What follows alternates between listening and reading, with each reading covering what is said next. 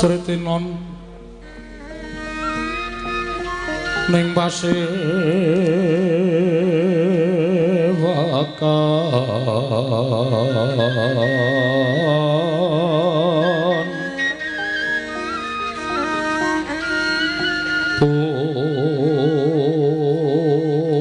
busana maneka warna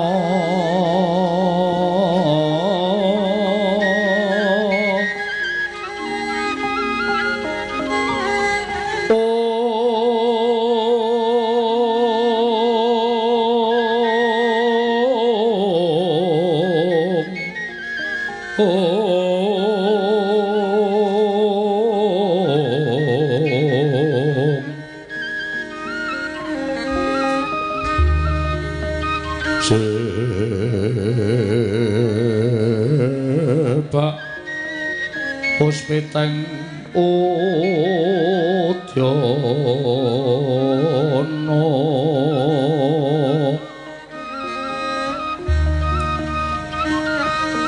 miyang pancrah sarwa rukma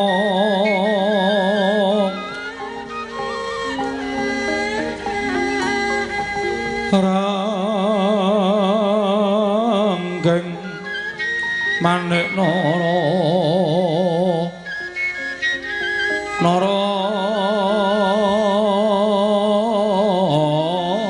wata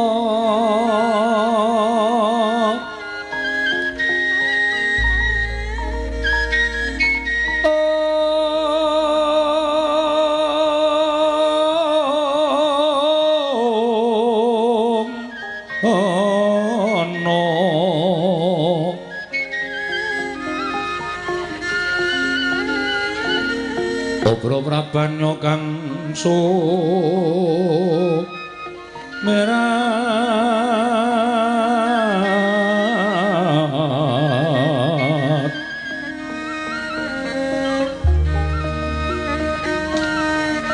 kenyaring teja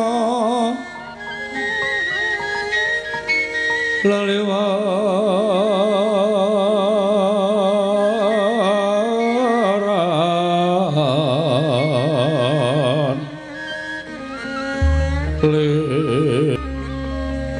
maruta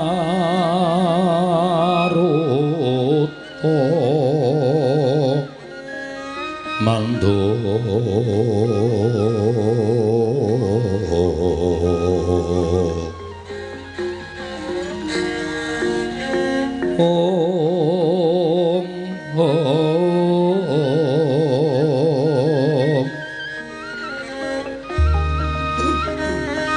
sabaran mangambar omas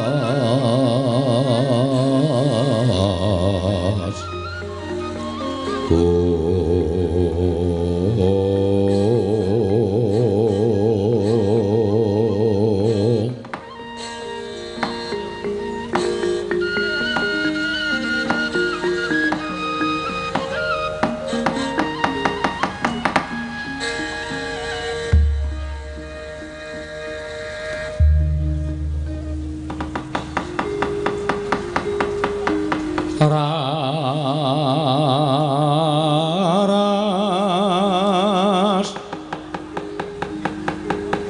kang samya halenggah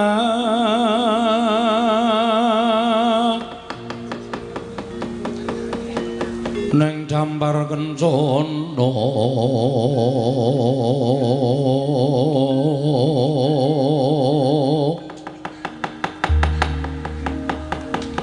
sumunar prabanya lir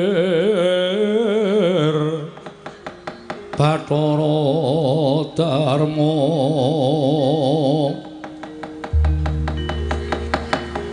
kumelarang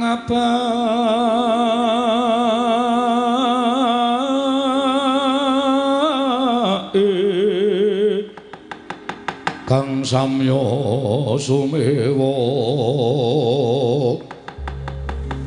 tinon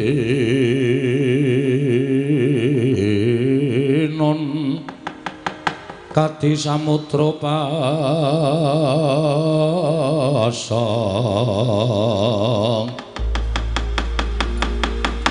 kathah kang samya trapsila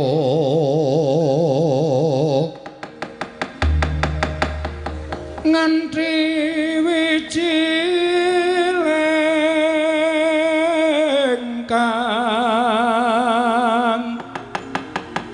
sabda pangandika sang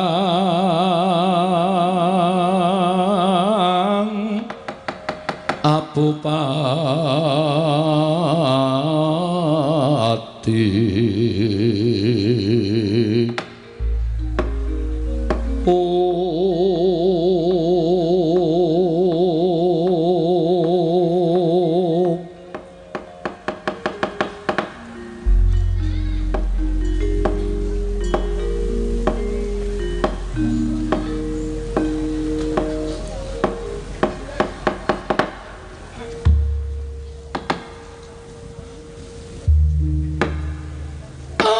Gondhong pleguduk swalu gembol semorante hawela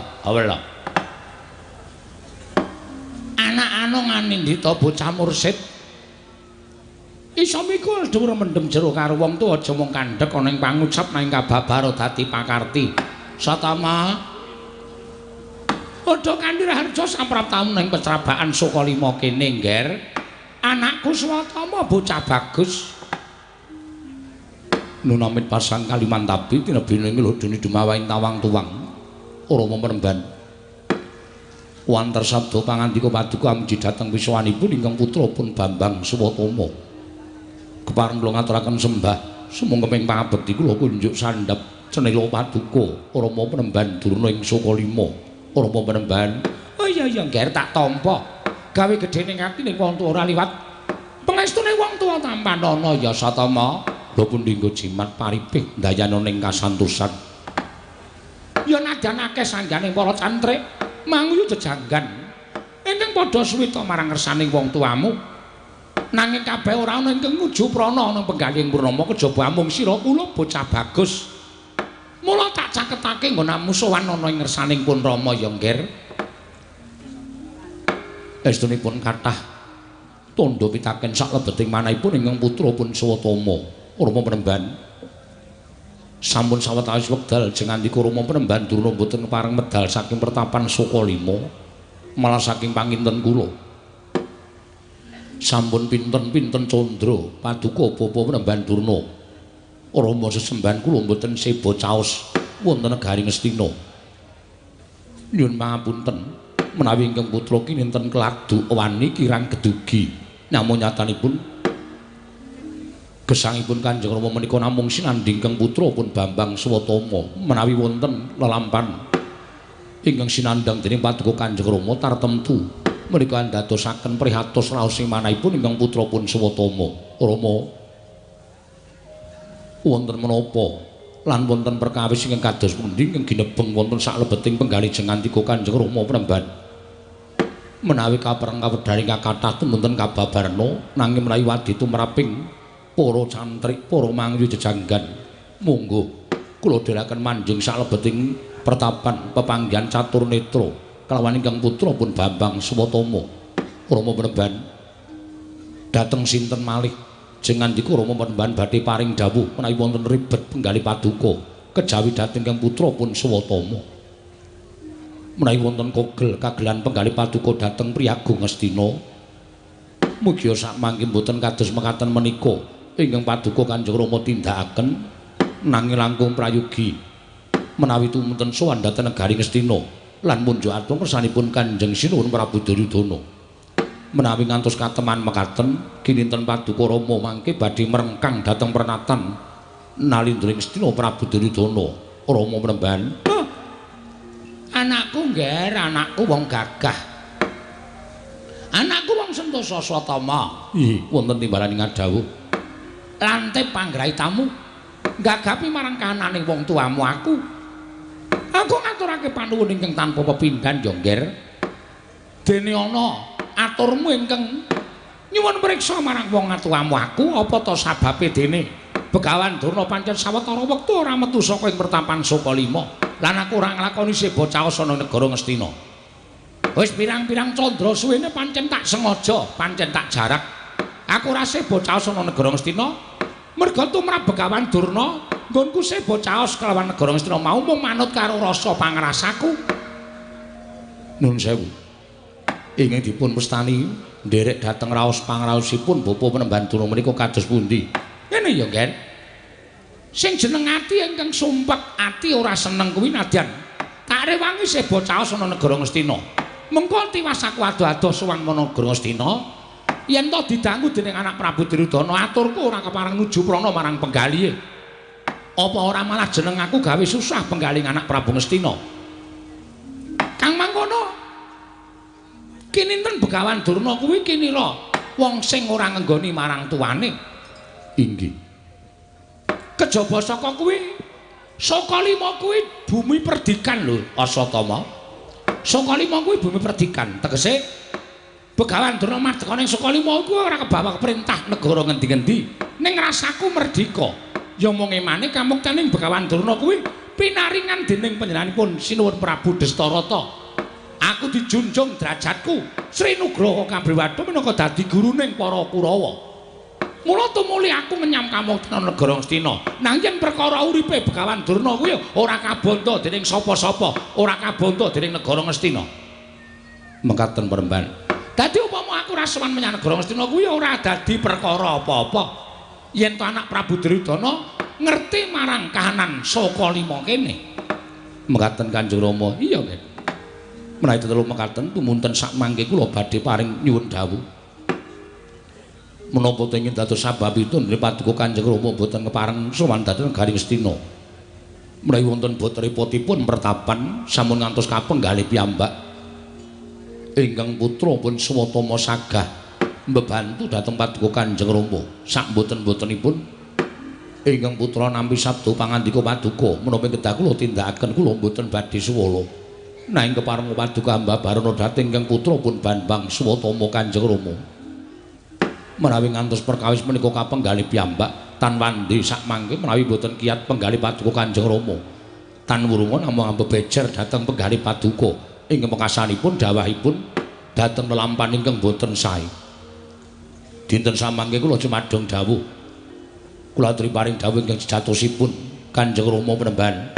Swatama, Swatama. Ih, wonten dawuh. Para maju Ngger.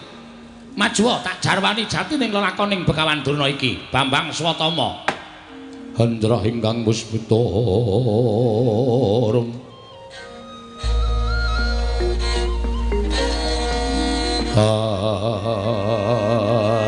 siliring samirana bre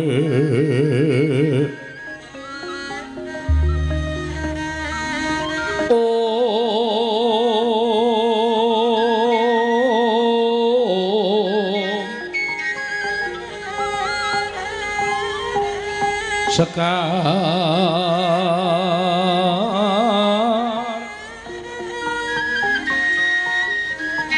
gadung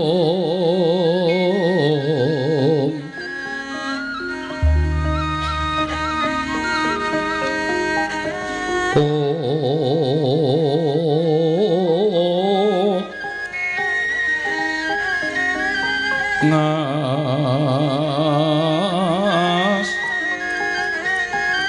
kandanyo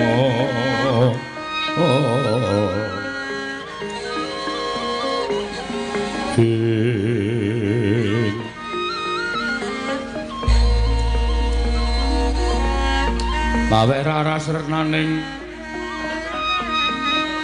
driya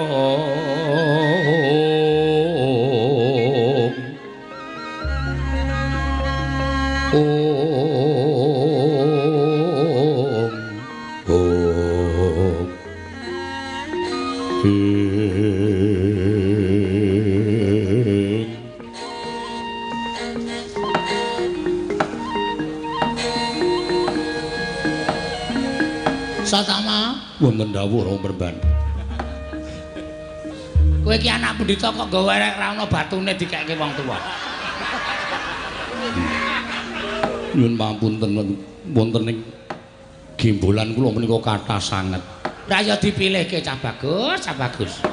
Inggih, inggih. Ngene ya Satama, Wonten dawuh. sejatine kowe tak kandhani. Nggonipun bapa ora sowan marang negara Ngastina kuwi temene ora kok perkara. Nggonipun bapa kagol kogelan marang priyayi luhur. Negara Ngastina kuwi ya ora. Apa meneh pun Rama wis jeleh suwita marang negara Ngastina? Ora, nggih, ora.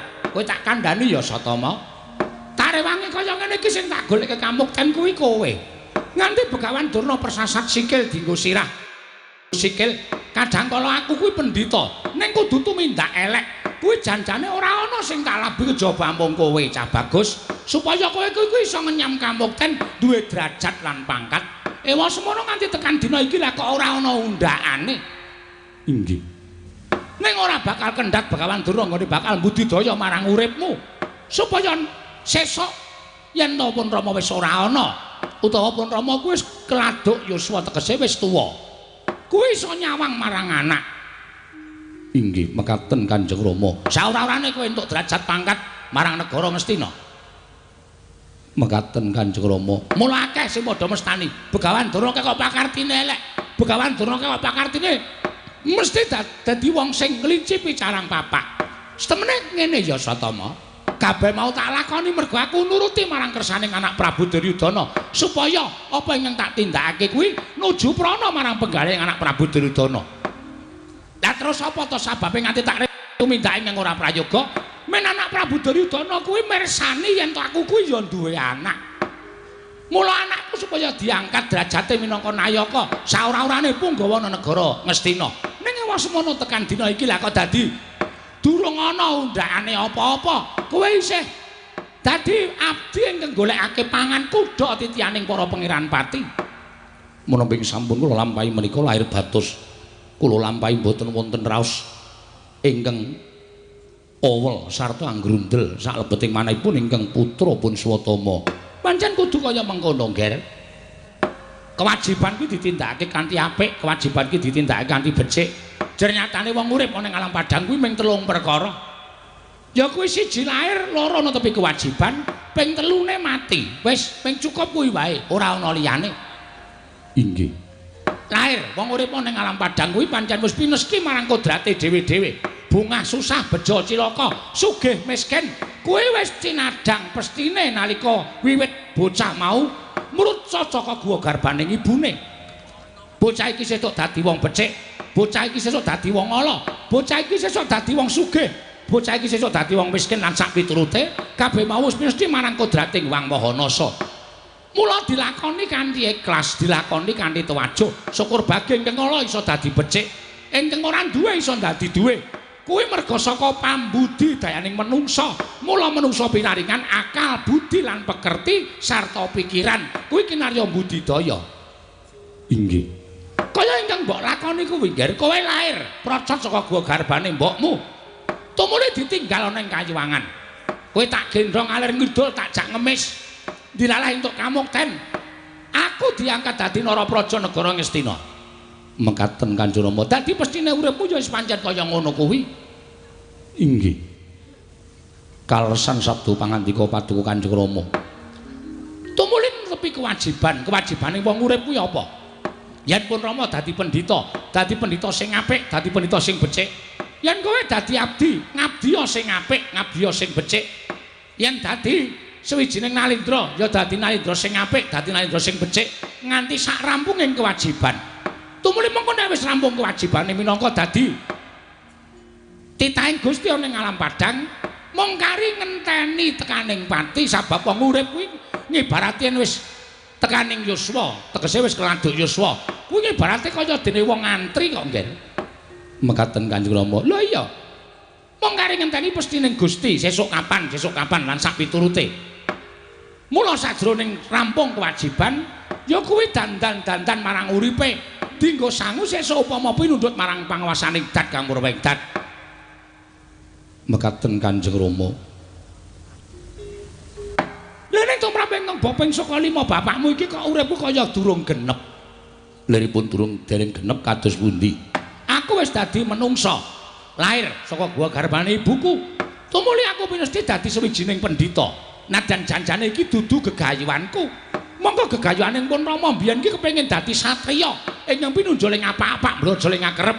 Niatku pancen ora ana satra ingkang ngembari marang panguwasaning Kumbayana. Nom-nomane bapakmu mbiyen jenenge Kumbayana. Inggih. Ora ana satra ingkang ngungkuli marang kadidaning Kumbayana nganti tak rewangi suwita marang Pendhita Ngulandara ya kuwi Begawan Rama Bargawa. Merga nggonku kedanan karo ngelmu kasektening Begawan Rama Bargawa duk nalika semana. Mekaten Kanjeng Rama. Nanging jebul mesti ning Gusti ora kaya ngono lelakone. Dienggokake bapakmu dadi pendhita. Mekaten. Mula ya kudu tak lakoni lek kudu dadi pendhita iki kanthi becik lan apik. Ning kok jebul lek kudu dadi pendhita ku ya isih rasa gotang. Malah lelakonku nggonku bakal tumuju marang kabrahmanan mau. Teko ana sawijining bab ingkang mbebangeri, sawijining bab ingkang gawe wirang. Perkawis menapa Kanjeng Rama? Lho nalika aku temu karo mbokmu, inggih. nek kowe durung ngerti, kowe durung paham. Swatama nalika bapakmu ki arep nyabrang Bengawan nalika semana kuwi wis kebacut sumpah. Mongko aku nek sumpah kuwi wis waton crap-clup. Ora tau tak pikir. Sapa sing iso nyabrangke aku ana ning Bengawan iki? Nek lanang tak dadekke sedulur, nek wedok tak pek bojo. Tumuli ana wujuding jalan sembrani. Ing medhun ana ning ngarep aku. Mongko jalan mau wedok. Terus tak tumpaki nyabrang Bengawan. Inggih. Jroning nyabrang kuwi setemene ming klakon sak candra nyabrang Bengawan. Nanging gandeng jarane sajake tak tumpaki senenge Raja Majama. Inggih. Nganti le nyabrang ki nganti 7 sasi ora coba. Kekadar ning dhuwur. Oh, nalika semana aku ora krasa ngimpi diladeni Betari Wilutama. Lah kok jebul Betari Wilutama nedeng nampa saking Sang Hyang Jagat Girinata krana nggone laku bedak karo Begawan Wrahaspati. Wekasan disotke dening Sang Hyang Jagat Girinata wujud jaran. Mekaten. Tumuli jaran mau meteng. Mbah, aku dhewe ya ora ngerti. Kanane kaya ngapa mudhun ana ing jagat tanah Jawa. Jaran ora gelem tak tinggal, tumuli tak pateni jaran Badar ibumu Betari Wilutama nguwatake jabang bayi. Ya kowe kuwi Bambang Swatama. Nah ngaten leres kondhangipun para tetiyang Sukalima ingkang sami nyebataken kula menika atmajanipun widodari. Bener ning keleke papat. Inggih. Nalika semana keleke papat wong wujud jaran. Nalika semana ibumu nedeng nampa saking Sang Hyang Jagat Girinata. Sawise nglairake kowe ibumu bali marang Kayuwangan, seprene aku urung tau ketemu. Oh, ngantor wae. Inggih. Inggih. Arang-arang ketemu karo ibumu aku Setama. Aku bali turu dheke mangkat. Dheke mulih aku dandan. Pirang-pirang sasi iki rasaku aku kok kaya ora ndek bojo to rasane. Inggih. Wilutama lho Setama. Inggih.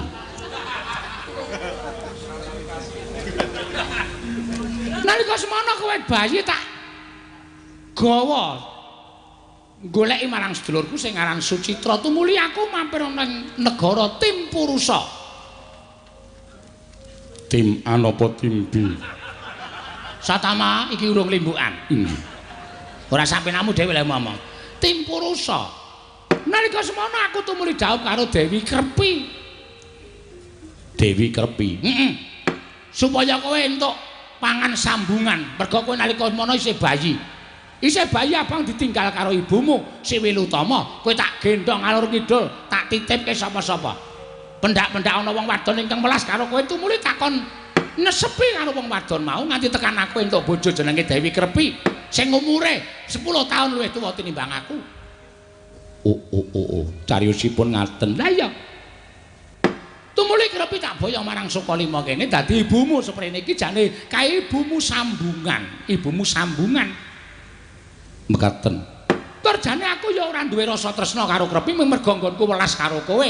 Tumuli Krepi tak pek minangka garwa Sukalima. Lah Satama kowe tak kandhani ya. uripe Begawan Durna kuwi bapakmu ki jane durung komplit, jane durung pas.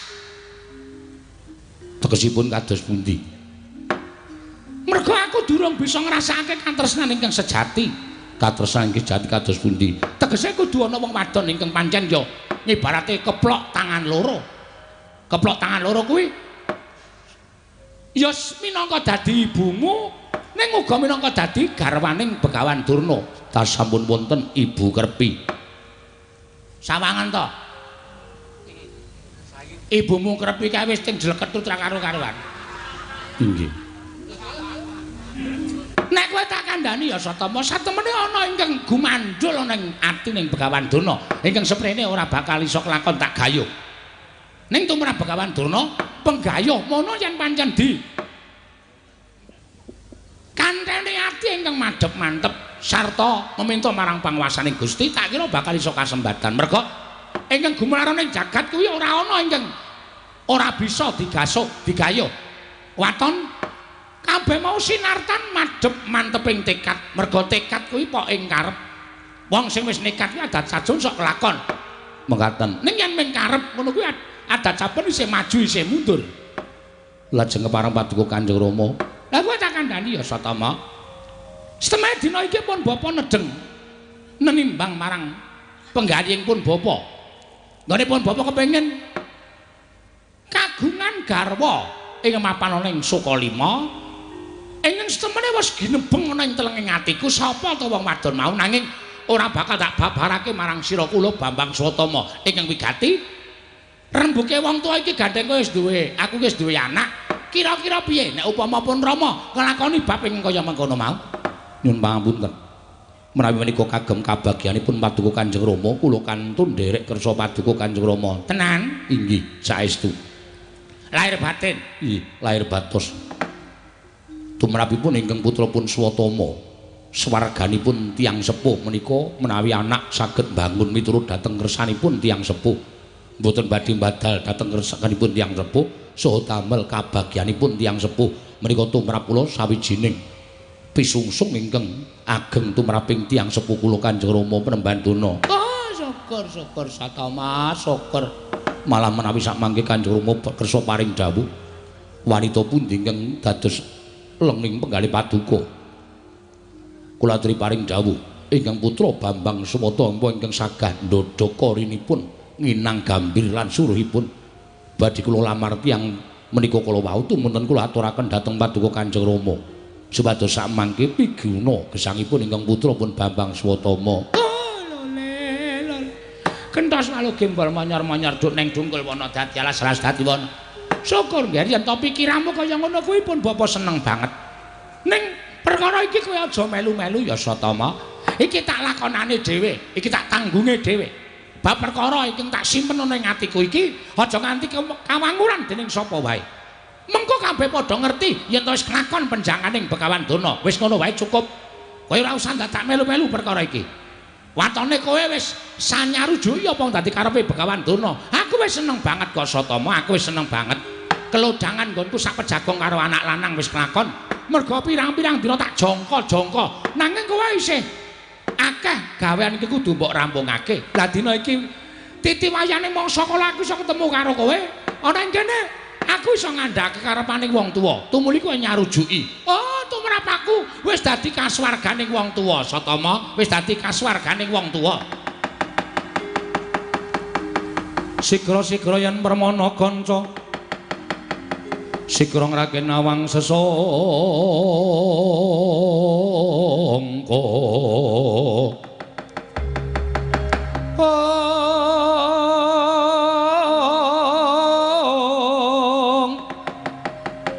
Nalindra mbek marwa sing sang katriga mulung mangrempak ing wadya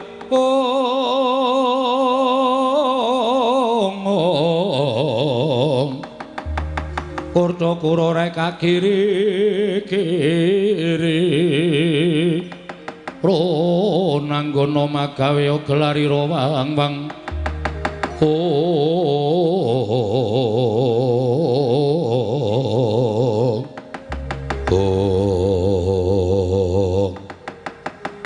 didemadyaning pertapaning Sukalima nalika semanten wanter sabdanipun Begawan Durna tinampi ingkang putra Bambang Swatama ndadosaken tintrim madyaning pertapan Sukalima nadyan kathah sanggaring para cantrik manguyu jejanggan ingkang samya mangarsama parandene datan wonten ingkang samya nyabawa kaperbawan pangandikaning Sang Tapa Begawan Durna nglenggahi kanyung minangka wardu kanyut ujana menggantir wadu jara mangecok nah durung abang durung manding dasaring pertolo kasaru geger njaba samya alok yen tono priyagung ing rawuh wonten pertapan Sukalima tansanes kejawi namung pepatih Ngastina Arkana Patih Haryosin ing kadheaken Raden Dursasana minggah madaning pertapan Sukalima karya cingak sangganing para cantrik mangkon mbeng para kawula kanca piyana daya minggir dalu dalan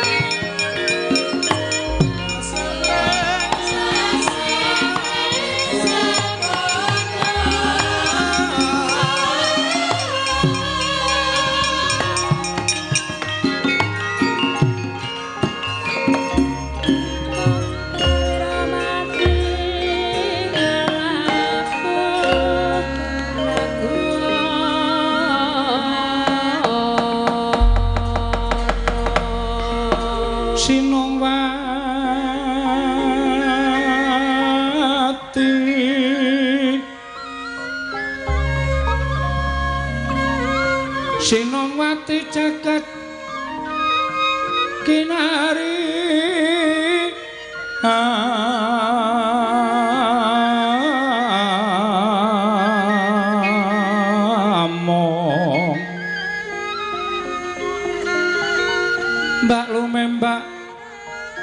ombak ing samudra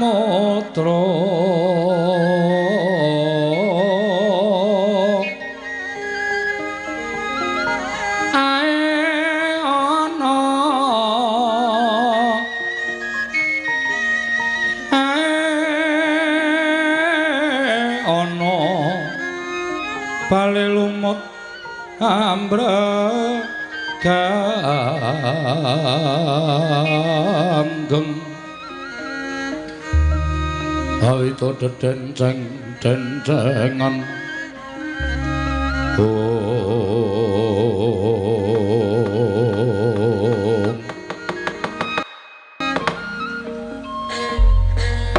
gondhong bleguduk suwalu gembol semarante hawela satama wonten timbalan Rama Penemban lah kok dadi ndara dasih apa ing dadi pirembukane awake dhewe lagi wae kowe matur ngangsanipun Rama yen to aku ora sowan marang negara Ngastina tanpurunga iki mengko dadi penggalianing para priagung negara Ngastina lah kok iki Adipati Harya Sengkuni ingkang sowan ana ing Sokalima ingkang rawuh ana ing pertapan Sokalima mbok menawi menika beto dawuh timbalanipun Sinuwun Prabu Duryudana Kanjeng Rama kedah ingkang atos-atos anggenipun paring pangandikan dhateng Gusti kula Kinapati Harya Sengkuni. Oh iya nggih cah bagus.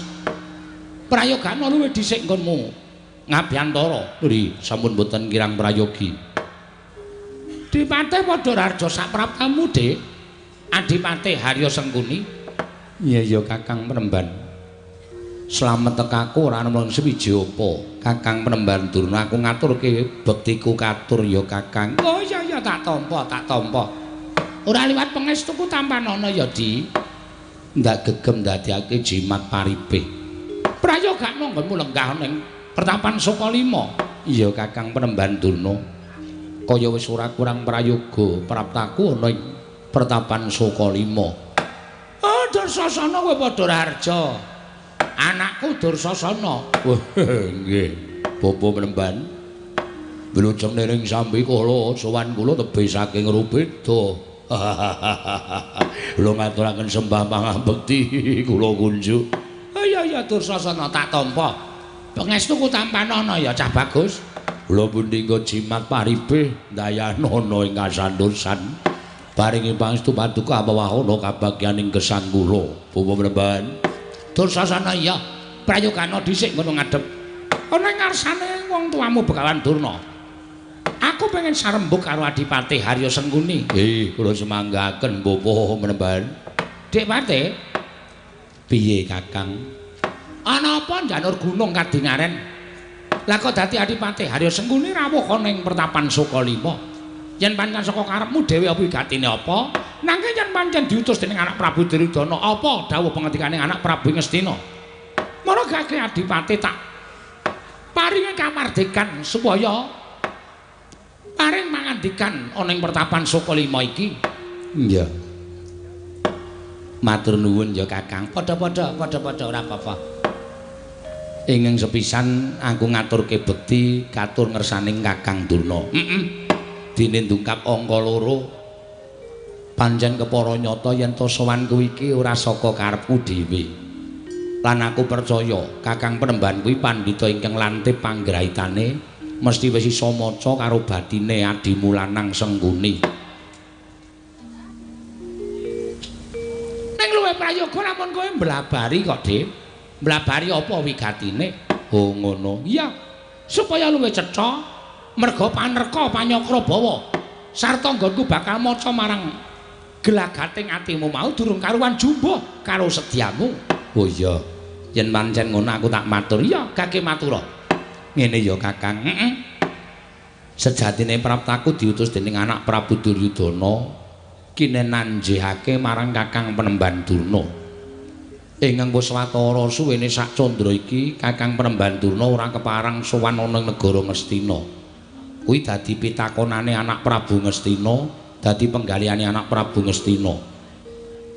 Kang, sampeyane kudune ngrumangsani yen Kakang Penemban kuwi urip ana ing negara Ngastina, ana ing pengayomane anak Prabu Ngastina.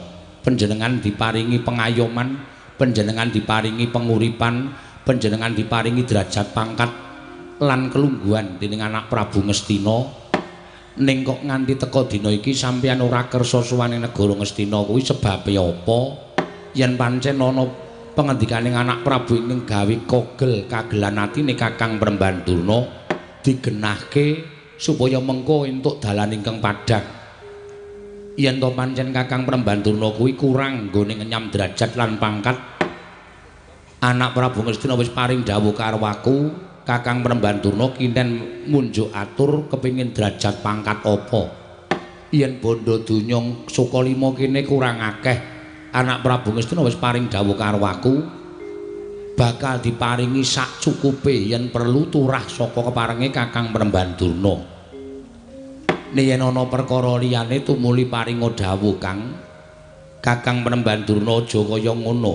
Kok terus ora suwane negara Ngastina kuwi dadi penggalianing para priyagung, dadi penggalianing para sepuh lho Kakang Premban.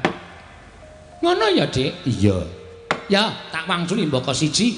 Apa sing dadi pengendikaning Adipati Harya Sengkuni? Ya Kakang Prembandurna. Kosek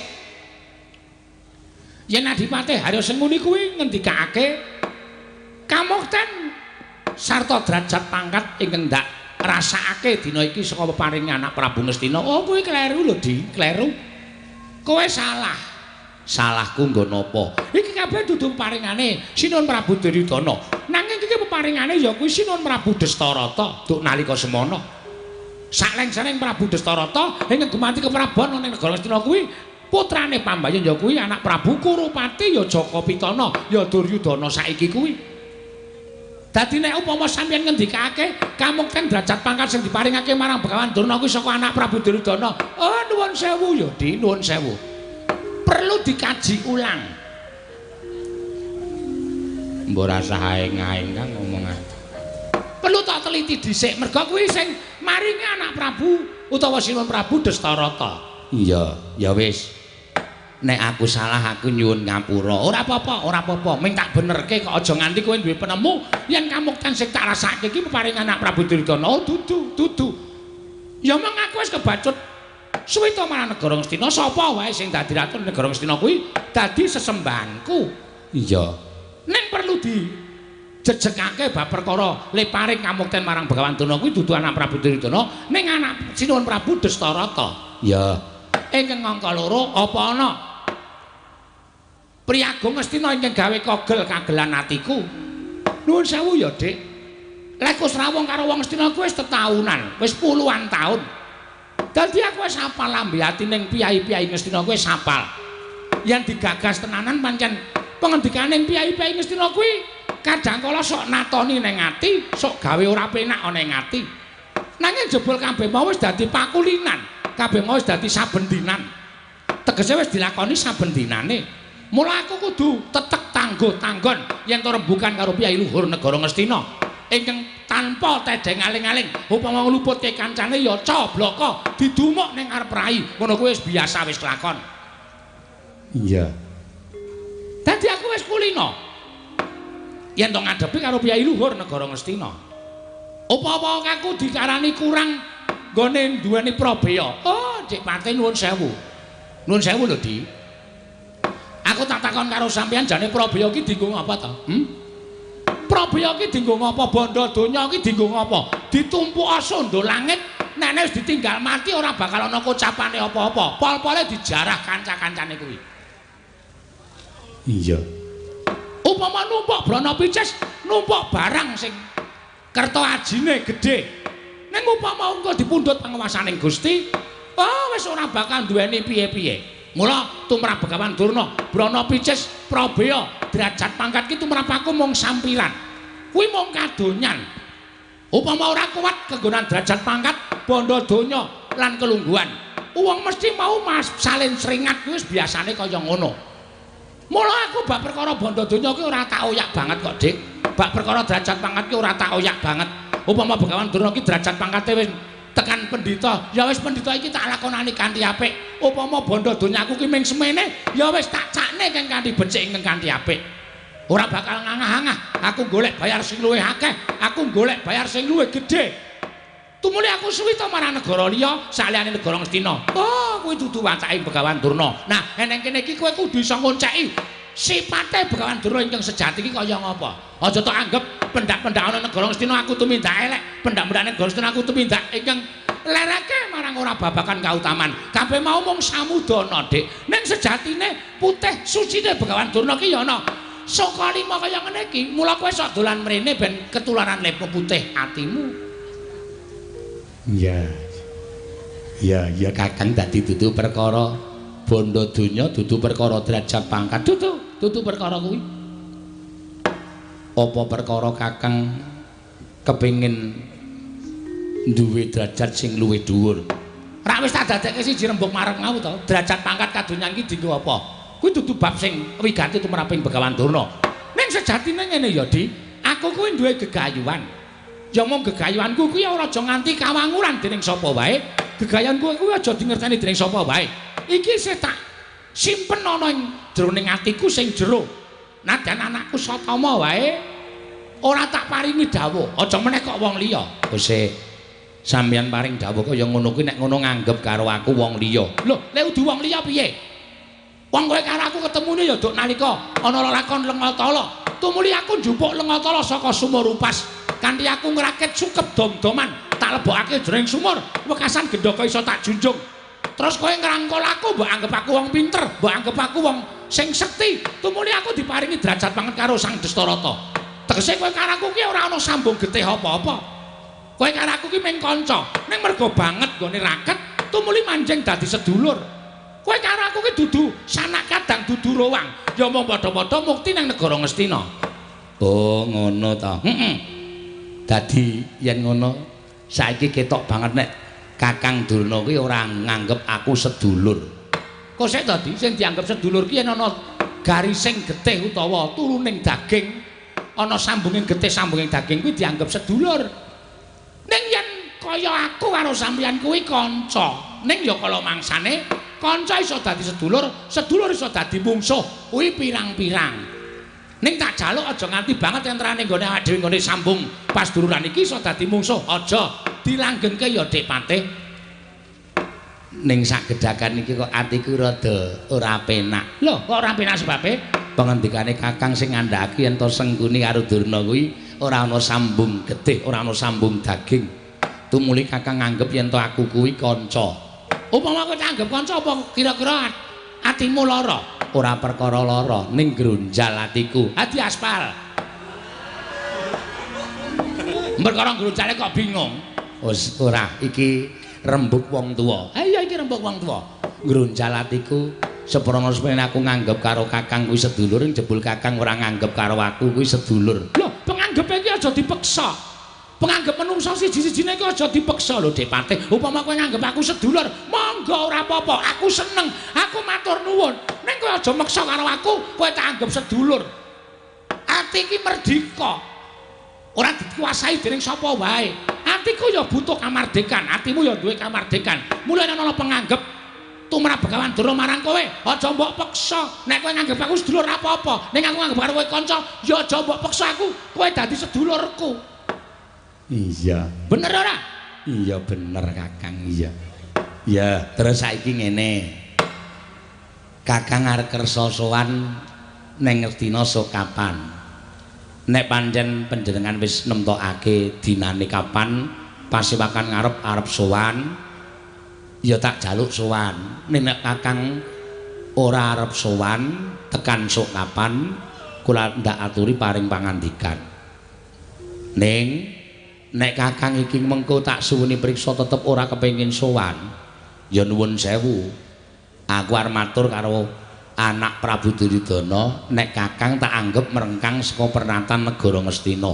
Wong sing merengkang saka pernatan saka negara Ngastina kuwi bakal nampa paukuman. Mula aku ora nyawang panjenengan kuwi sapa. Tur sampeyan wis paring dawuh karo aku nek kula karo sampeyan iku mung kanca, mula aja lara penggalihmu. Nek aku kepeksa ngrangket karo Kakang Penemban Durna, tak aturake marang sinuwun Prabu Ngastina ingkang wigati pan sampeyan nampa pidana merga sampeyan wis ora nindakake kewajiban minangka antara praja negara Ngastina lan ingkang wigati sampeyan wis ora kersa sowan ana negara Ngastina. Tak anggep sampeyan bakal mbadal dawing anak Prabu Ngastina, Kakang Prembanduna. Durna ina panalingan majaring ratri. Linenggak jangganira kapisanan.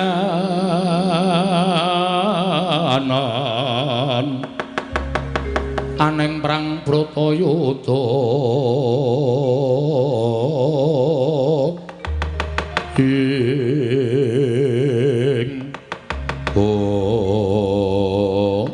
Lara tenan ta. Aku ki wis tak kalang-kalang lho, Dik, lek rembugan karo kowe ki aja nganti nyocok karo atimu. Mergo kabeh-kabeh wis padha apal, kabeh-kabeh wis padha ngerti yen to wateke Patih Sengul iki pancen kaya ngono kuwi. Nanging jebul isih mesa. Kowe nibake pangandikan ingkang lereke bakal meksa karo Begawan Durna. Kowe nibake pangandikan ingkang semune kowe medeni girigoda karo atiku. Oh, Dipatih, Dipatih. Aku kuwi wis matur tadi, Sokalima iki merdika. Sokalima iki bumi perdikan, dudu kebawa keperintah negara ngendi wae. Dene aku swita dening anak Prabu Duryudana kuwi janjane aku mung nerosake marang pangendikaning Sinuhun Prabu Dastarata yen kudu tansah setya tuhu marang Nalendra Ngastina. Sapa ingkang dadi Nalendra? Aku wis ngedoke dawuh. Aku mung kepengin ngaso sawetara tak mapan ning pertapan Sokalima jer aku yo duwe kewajiban mulang marang para cantrik-cantrikku, mulang marang para abdi-abdiku kabeh. Neng pendak-pendak aku mesti kudu sowan ana negara Ngastina. Dik, sing jeneng manungsa kuwi duwe perkara lho. Sing jeneng manungsa kuwi mesti duwe bab ingkang dadi pepinginane manungsa mau. Mula pendak-pendak duwe pepinginan ya kudu diupadi lan dibudidaya supaya iso kelakon. Nek aku lagi kahanane kaya ngene iki aja mbok peksa to, Di, aja mbok peksa. Nek kowe meksa karo Begawan Durna kuwi tegese kowe mbondo marang kamardikaning Begawan Durna. Ora usah kakehan gunem sing tanpa guna. Mung aku nyuwun dawuh Kakang Durna li arep sowan sok kapan. Perkara sok kapan kuwi durung winentu ing wektu. Yen ngono durung winantu ing wektu, tegese Kakang Penemban Durna ora kersa sowan ing negara Ngastina. Lho, aku ora matur yen to aku ora kersa sowan ing negara Ngastina lho. Jer anak Prabu Duryudana kuwi sesembahanku. Nek sampeyan ngaku sembahan anak Prabu Duryudana kuwi sembahan sampeyan, kudune sampeyan kersa sowan teng negara Ngastina. Perkara sowan kuwi wektune manut karo rasaku. Yen aku karep sowan mesti bakal sowan. Yen aku ora karep sowan mesti bakal sowan. Yen ngono Kakang merengkang saka pernatan hukum negara Ngastina. Aja mbok anggap aku merengkang marang pernatan hukum negara Ngastina. Ora usah dadak kakehan gunem tanpa guna. Nek sampeyan merengkang pernatan hukum negara Ngastina, kula wis nggawa sata Kurawa lho, Kang. Saguh meksa karo Kakang Prembanduna supaya sowan ana negara Ngastina. Lho, kok lho kok modal pemaksaan ki piye ta iki? Ora kaya ngono kuwi lho, Dik Patih. Kowe karo aku iki padha-padha Narapraja negara Ngastina iki mengko nek nganti dadi gegeran. Apa ora padha seneng king padha nyawang yen tok wong-wong Ngastina padha bentasirah, padha regejegan dhewe. Wis ora peduli. Kuwase Kakang gelem sowan negara Ngastina apa ora? Ora gelem sowan aja takon dosa. Aku ingkang bakal meksa karo Kakang Prembanduna yen perlu Kurawa ingkang bakal jiat karo Kakang Prembanduna. Lho, apa dianggep aku ora duwe jago napa piye?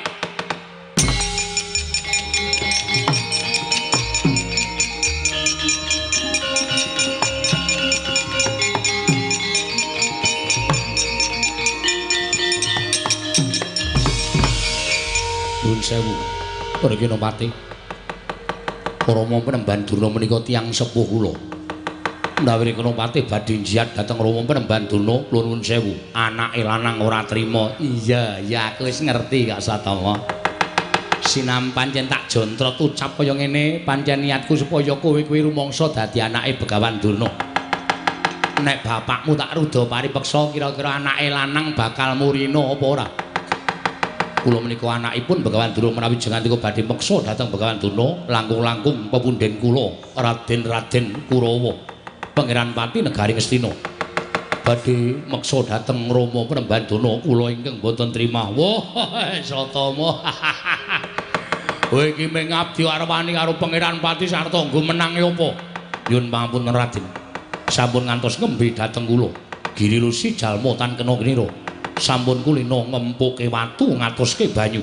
Ning kula aturi nyawang dhateng blegering Aswatama. Aswatama menika anak Begawan Durna. ning nganti Asatama kalah karo para Sata Kurawa tak entengake patine Bambang Swata. Wah, jiat larak metu nyoba gajah.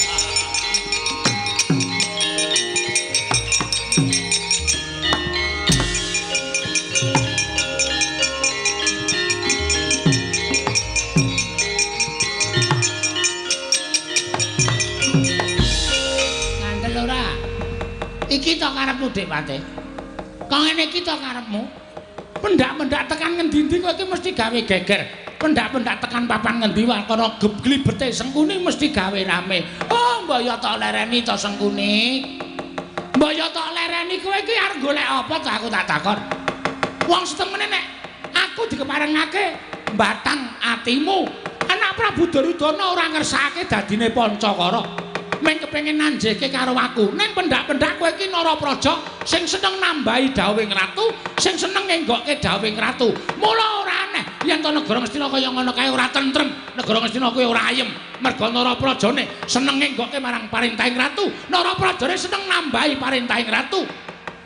Ingkang satemene kabeh mau ora kudu dilakoni kok, Di. Sampeyan gelem nang Ngastina apa mboten? Kowe gelem tekan Ngastina apa ora Kakang Tuna? Lho, kowe kok njur kaya ngono ki ngapa ta? Saiki ngene. Anakmu wis dicoba gelut karo Kurawa. Nek pancen sampean ora gelem tekan negara Ngastina, iki aku engko sing ngruda paripeksa karo sampean. Nek perlu tak tantang ijen padha ijen. Sengkuni. Kowe iki wong gerang lho, Di. Aku ki ya wong tuwa. Wah, lah kok iki kok kaya ngono to? Aku mah ngladeni karo kowe. Kowe ora sak traju, ora sak babak karo Begawan Durna. Aku nek tok kon ngladeni karo nggonmu duwe tumindak kaya ngono ki aku ora sago. Tegese kowe wong jireh. Jireh dengkulmu mlacat kuwi. Apa ngerti Begawan Durna ki wong jireh? Wah, Begawan Durna ki wong kendel. Begawan Durna Kumbayana kuwi nalika enome ora ana sing tak wedeni. Nyatane tak tantang sampeyan gelem nang negara Ngastina, nek ora gelem tak jak gelut, nek pancen gelem nekuk sowan nang Ngastina, ayo tak derekake. Iki durung wancine, Dik Pate, aku isih duwe gegayuhan. Tegese sampeyan ora gelem mangkat. Kula ora gelem mangkat, mboten kok ora gelem, ning durung wancine. Ora sah kakean gunem tanpa guna. Nek ora gelem mangkat lakon tak rudha paripeksa. Dik Pate, Ora sah dak-dik. Kula dudu sedulur sampeyan, kula ming kanca sampeyan. Ora sah dadak nyebut dik dina iki. Pokoke sampeyan gelem tekan negara Ngastina apa mboten? Ora gelem tak rudha paripeksa. oh lah dalah, kowe iki pancen ora kena dikandhani kok Sengkuni. Ayo, nek pancen kowe nantang karo Begawan Durna, ungalke dadaku. Apa mbok kira aku wong jirik ngete wedi mati? Apa kira aku wong cepete? Apa mbok kira aku pendhita loro saudan telu saurupan? Nanti kowe arep jajal karo Begawan Durna, aku kalah karo kowe, aku nyembah dramamu 20 taun. Metu njaba. Ora nang kene papaning wong Bandayuda. Metu njaba ayo tak ladeni. Kok ora muni? Biasane sampeyan nek metu njaba niku tak dadekke dagelan. Oh, kula ora wani nek saniki. Ora wani nek metu njaba ya metu njaba. Ayo metu. Iya.